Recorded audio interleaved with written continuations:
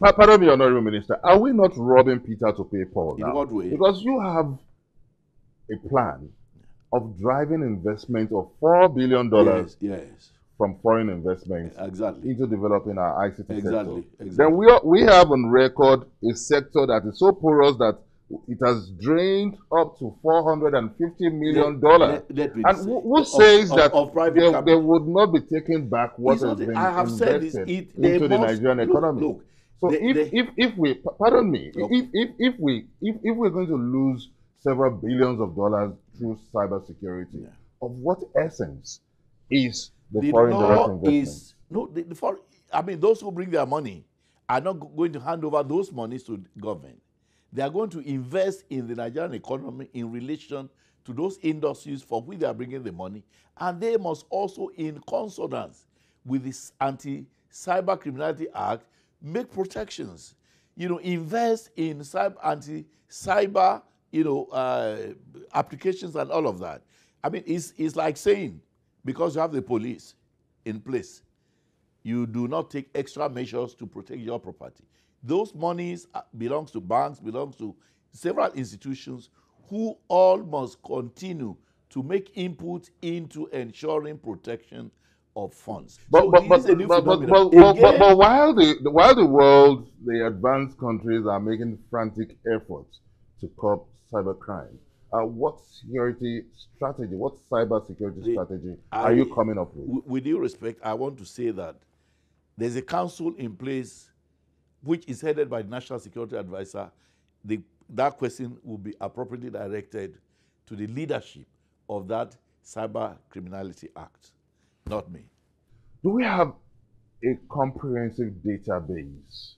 We have a comprehensive database with the NITDA with regard to general, ICT. But with regard to telecoms, of course, NCC has all the database that you would require.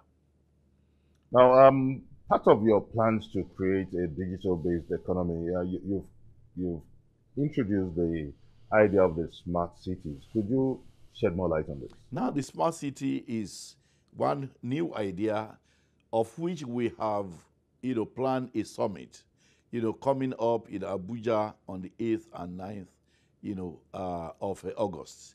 The idea is to bring in all experts, in the field of, smart cities to, brainstorm and create for us a master plan, of, Smart Nigeria initiative. That master plan will become a policy, will eventually become, a policy to be adopted by the Federal Executive Council, and for which, every state and every community and every local government will be able to adopt, when it is concluded. For now, it is still, in the works, and you are cordially invited to be part of that summit. Now, let's look at the telecom sector now. What are your plans to improve the sector in terms of service delivery? Well, service delivery, I can assure you that this year, 2017, has been dubbed the year of the consumer of telecoms by the NCC. The celebration is still on, and the NCC is vigilantly, pursuing policies, which would ensure that telecom operators do the needful. Let's look at the ICT university now. I remember you mooted that idea last year. How far have you gone with that? When I mooted the idea, the first port of call, my first port of call was to approach Mr. President General Muhammadu Buhari with the idea that we felt that there was need for us to establish an ICT university. Having regard to the fact that the ICT industry is burgeoning and it requires a lot of skilled personnel, which are currently not adequate in terms of quality and in terms of quantity in Nigeria. And that there was need for us to start something which will be very unique, which will be specialized, which will be skilled, based. What I can assure you is that university will be unique. It will be the first of its type on the African continent, and we believe that the whole of Africa must take ownership. It will be one university which will be the first and only university being run as a public-private partnership So, in the in university. essence, you are telling us that the university project, the ICT university project, is almost completed. It's almost completed in planning by the grace of God No, by you September. said it's going to take off by September this Yes, year. that exactly that's So what I've that said. by The implication, it plan, means yes, that certainly, certainly. it should be at the concluding stage now. Yes, of takeoff, of effectual takeoff You mean effectual takeoff of of the starting the programming. university or Yes. building the university? Now, well, the interesting thing that is we will not be building new structures for now. We had to take over the Digital Bridge Institute, which was being run by the NCC, National Communications Commission, as a short-term training, institution. It was running, 2 week courses, 1 month courses, 2 month courses, but they have fully developed infrastructural facilities for classes, for lecture halls, for hostels, even for mosques and churches on each of the campuses. Okay, we'll come back to that. Let's look at the Ministry of Communications as a whole now, in the holistic perspective. Um, we have a sector, the postal service sector, of subsector of your ministry, and that brings a sad picture when you think of the postal culture in Nigeria, and it reminds one of the Stone Age. So, what revolution are you bringing in? Thank you.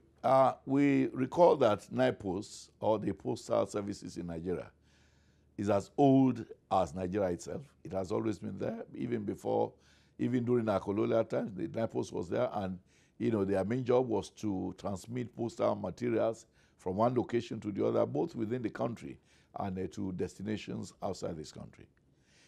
All of these changed for the worse because GSM came on board. When GSM came, the letter or the communication you would need about a week or two to reach a destination could be done in real time.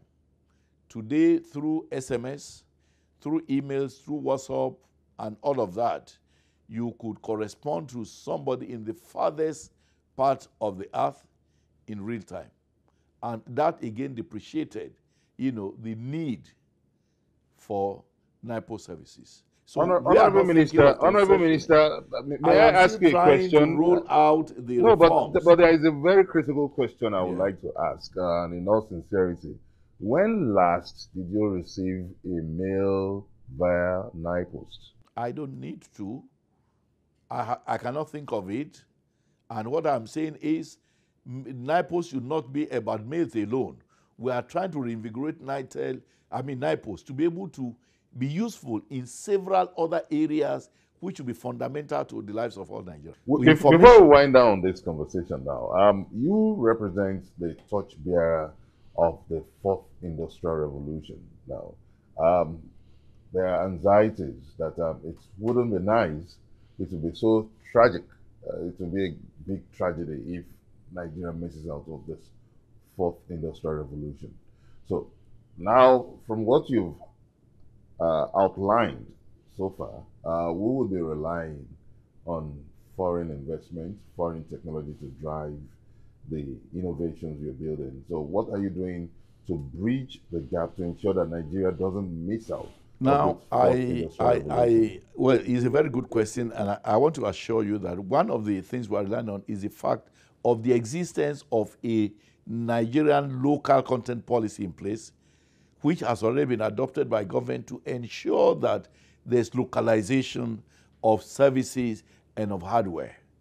One of the things with regard to service of local content is that we must continue to drastically reduce foreign component. And I'm happy that Nigerians are rising to the occasion by developing a lot of local content for the industry. With regard to devices, I have told everybody who cares to listen in the industry that the day we have any Nigerian company which is able to, for instance, assemble hand devices in such sufficiency and quality that we can rely on, we will probably through legislation prevent Nigeria remaining a dumping ground for foreign goods and services. Honorable Minister of Communications, Barrister Adebayo Shittu, thank you so much for making our time to be part of this episode of Question Time. Thank you very much. It's my very big pleasure. You're welcome.